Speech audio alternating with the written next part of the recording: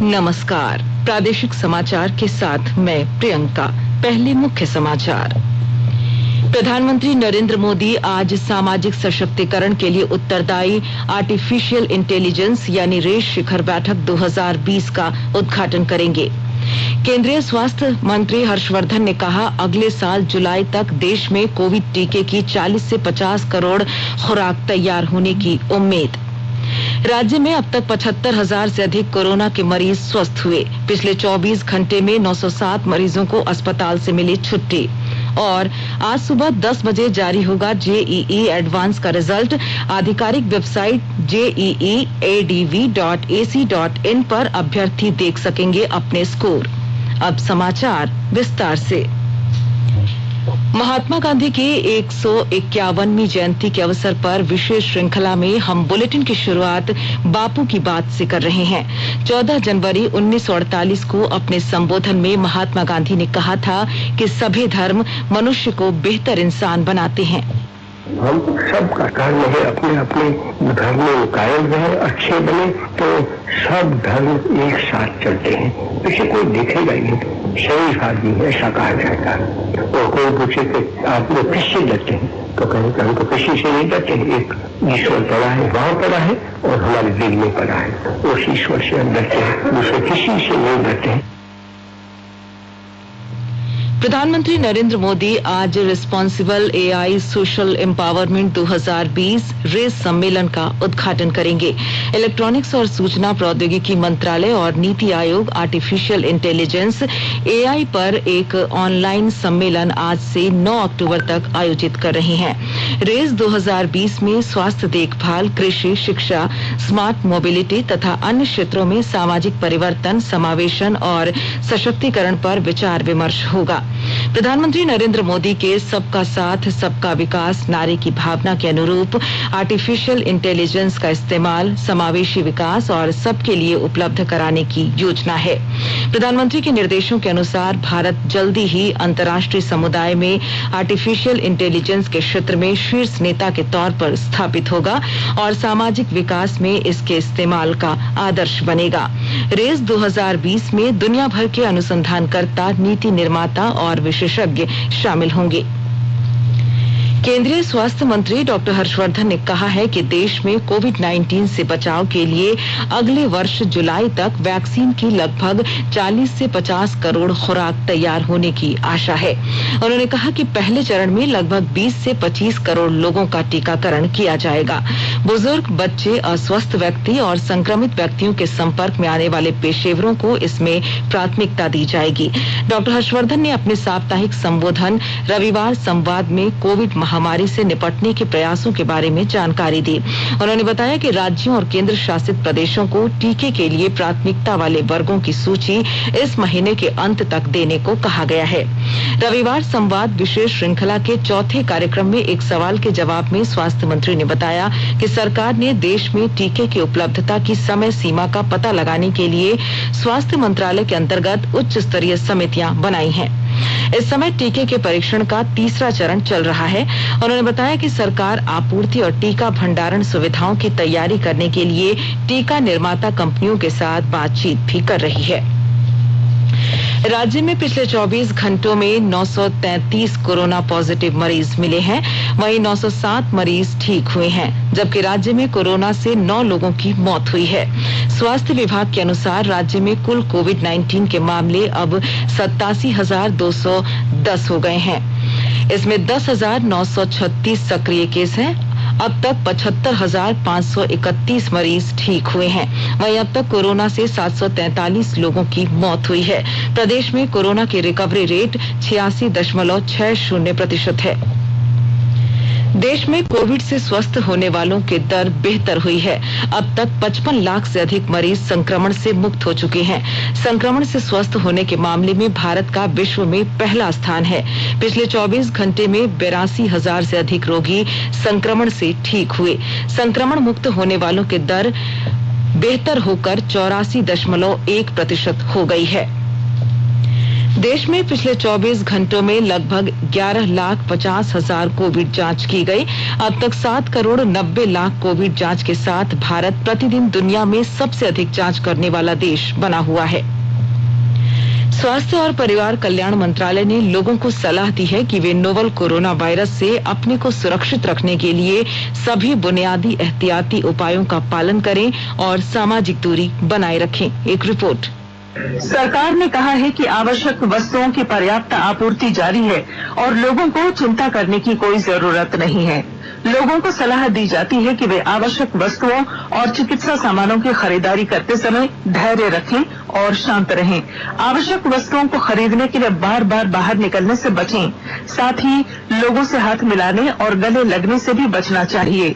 बाजार, medical store और अस्पतालों में लोग कम से कम 1 मीटर की दूरी बनाए रखें। घर पर गैर जरूरी सामाजिक समारोह से बचा जाना चाहिए और घर पर मेहमानों को नहीं बुलाना चाहिए। लोगों को अपनी आंख, नाक और मुंह छूने से बचना चाहिए और लगातार हाथ साफ करते रहना चाहिए। हाथ को दोनों तरफ से कम 20 सेकंड तक रगड़कर धोना चाहिए। यदि कोई व्यक्ति खांसी या बुखार से पीड़ित है तो वह दूसरों के संपर्क में आने से बचे और डॉक्टर से तुरंत परामर्श ले। स्वास्थ्य मंत्रालय ने कोरोना वायरस के बारे में जानकारी के लिए एक टोल फ्री नंबर 1075 जारी किया है। इधर राज्य सरकार की ओर से भी कई दिशा निर्देश जारी किए गए हैं। इस सिलसिले में सरकार ने हेल्पलाइन नंबर 181 जारी किया है। सरकार ने कहा है कि कोरोना वायरस से संदिग्ध तौर पर संक्रमित कोई व्यक्ति पाया जाता है तो इसकी सूचना 0651 जो रांची का कोड है और टेलीफोन नंबर 2261-000 तथा 2261-002 के अलावा फैक्स नंबर 2261-856 और मोबाइल नंबर 9955837428 पर दी जा सकती है। आकाशवाणी रांची भी आपसे अपील करता है कि कोविड-19 के संक्रमण से बचने और अन्य लोगों को सुरक्षित रखने के लिए कृपया घर पर ही रहें और सरकारी दिशा निर्देशों का पालन करें। केंद्रीय वित्त मंत्री निर्मला सीतारमण आज नई दिल्ली में वीडियो कॉन्फ्रेंस के जरिए जीएसटी परिषद की 42वीं बैठक की अध्यक्षता करेंगी। वित्त राज्य मंत्री अनुराग ठाकुर तथा राज्यों और केंद्र शासित प्रदेशों के वित्त मंत्री बैठक में भाग लेंगे। जीएसटी परिषद की पिछली बैठक में केंद्र ने राज्यों को मौजूदा वित्त वर्ष में जीएसटी क्षतिपूर्ति संबंधी जरूरतें पूरी करने के लिए 2 उधारी विकल्प दिए थे। आकाशवाणी के ताजा तरीन समाचारों के लिए आप हमारी वेबसाइट newsonair.com पर लॉग ऑन कर सकते हैं। ताजा समाचार Twitter handle @AIR news alerts और Facebook page All India Radio news पर भी उपलब्ध है। आप प्रादेशिक समाचार एकांश के Twitter handle @AIR news_ Ranchi और Facebook page AIR news Ranchi के अलावा YouTube channel regional news unit Ranchi पर भी हमारे बुलेटिन सुन सकते हैं। प्रादेशिक समाचार आप आकाशवाणी रांची से सुन रहे हैं। आईआईटी दिल्ली की ओर से ज्वाइंट एंट्रेंस एग्जामिनेशन एडवांस्ड 2020 के परिणाम आज सुबह 10 बजे जारी किए जाएंगे। परीक्षा में उपस्थित हुए उम्मीदवार आधिकारिक वेबसाइट jeeadv.ac.in पर अपने स्कोर देख सकेंगे। इसके अलावा अभ्यर्थियों को मोबाइल में SMS के जरिए भी रिजल्ट की जानकारी दी जाएगी। जेईई एडवांस्ड की परीक्षा 27 सितंबर को आयोजित की गई थी। गोड्डा जिले में केंद्र सरकार के महत्वपूर्ण कार्यक्रम जल जीवन मिशन के तहत जन जागरूकता के लिए सभी प्रखंडों में कार्यक्रम चलाए जा रहे हैं। विस्तृत ब्यौरे के साथ हमारे गोड्डा संवाददाता। केंद्र सरकार के महत्वपूर्ण कार्यक्रम जल जीवन मिशन के जन जागरूकता के लिए गोड्डा जिले के सभी प्रखंडों में कार्यक्रम चलाए जा रहे हैं।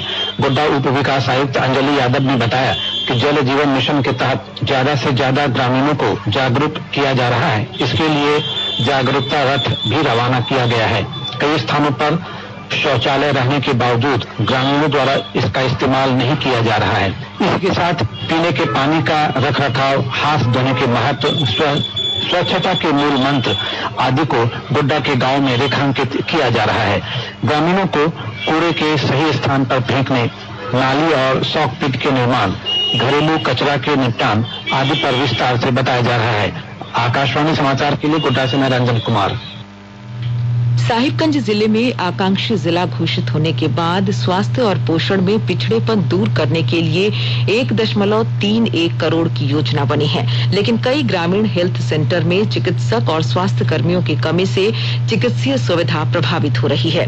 विस्तृत ब्यौरा दे रहे हैं हमारे साहिबगंज संवाददाता। साहिबगंज जिले को आकांक्षी जिला घोषित करने के बाद स्वास्थ्य और पोषण की बेहतरी के लिए बनाया गया प्लान अब तक जमीन पर नहीं उतर सका है, जबकि स्वास्थ्य और पोषण के लिए 1.31 करोड़ का प्लान बना है। मेडिकल किट क्रय के लिए 1.20 करोड़ की योजना बनी है। इस राशि से 86,483 मेडिकल किट का क्रय कराना है। एएनएम के लिए 100 स्कूटी खरीदी गई है। मातृ शिशु मृत्यु दर को कम करने के लिए संस्थागत प्रसव के लिए 84 L1 सेंटर भी बनाया गया है। स्वास्थ्य और समाज कल्याण विभाग प्लान के अनुसार काम तो कर रहा है, परंतु बुनियादी सुविधाएं अब तक ग्रामीणों को नहीं मिल सकी है। धनंजय मिश्र, आकाशवाणी समाचार, साहिबगंज। पलामू पुलिस ने गुप्त सूचना के आधार पर छतरपुर थाना क्षेत्र से कुख्यात माओवादी अभिजीत यादव के दस्ते के 2 नक्सली को गिरफ्तार किया है।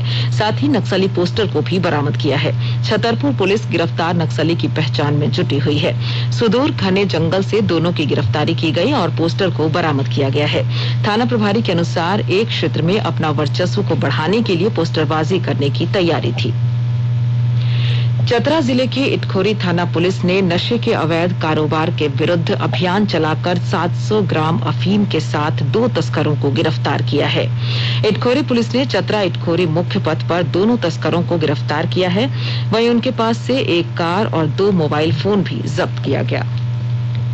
धनबाद जिले में सड़क दुर्घटना के चिन्हित स्थानों पर दुर्घटना रोके जाने संबंधी उपायों के लिए प्रशासनिक अधिकारियों ने संयुक्त निरीक्षण किया।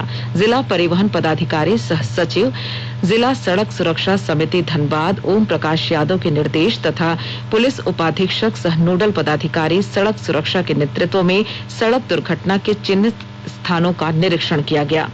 चिन्हित स्थानों का निरीक्षण कर दुर्घटना के बिंदुवार कारण और किए जाने वाले सुधारात्मक उपायों की विवरणी तैयार की गई। और अब संक्षिप्त खबरें। चतरा के सिमरिया थाना क्षेत्र में अनियंत्रित पिकअप वाहन की चपेट में आने से गंभीर रूप से घायल एक बच्चे की इलाज के दौरान मौत हो गई। पुलिस ने आरोपी चालक को पिकअप वाहन समेत गिरफ्तार कर लिया है। रामगढ़ जिले के NH 23 बोकारो रामगढ़ मार्ग पर सड़क हादसे में एक बाइक सवार की मौत हो गई। चतरा जिला के कुंदा थाना क्षेत्र में वज्रपात की घटना में एक महिला की मौत हो गई। और जामताड़ा के नाला थाना क्षेत्र में पुलिस ने छापेमारी कर 6 टन अवैध कोयला, 6 बाइक, 30 साइकिल के साथ एक व्यक्ति को गिरफ्तार किया है। और आइए अब सुनते हैं राज्य से प्रकाशित प्रमुख अखबारों ने किन किन खबरों को प्रमुखता से प्रकाशित किया है।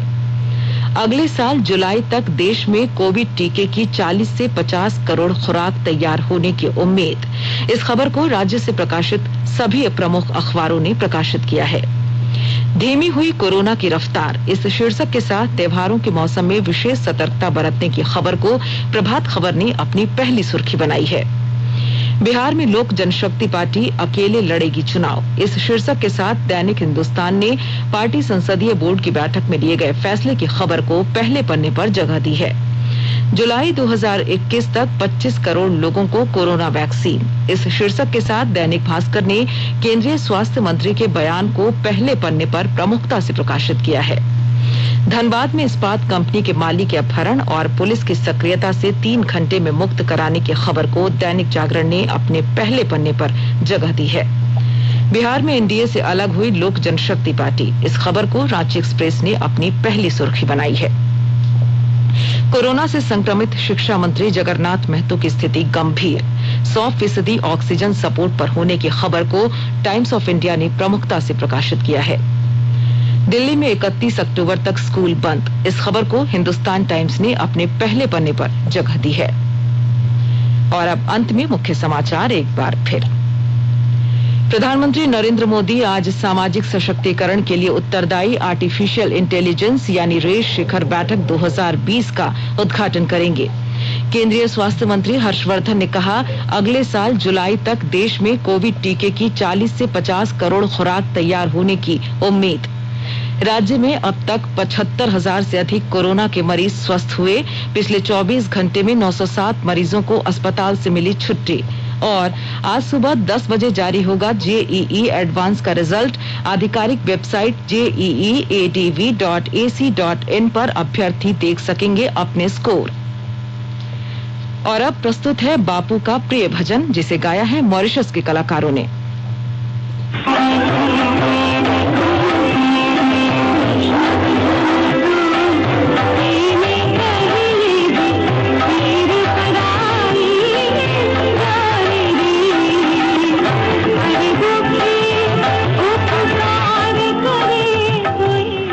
घर में रहिए, सुरक्षित रहिए और सुनते रहिए आकाशवाणी।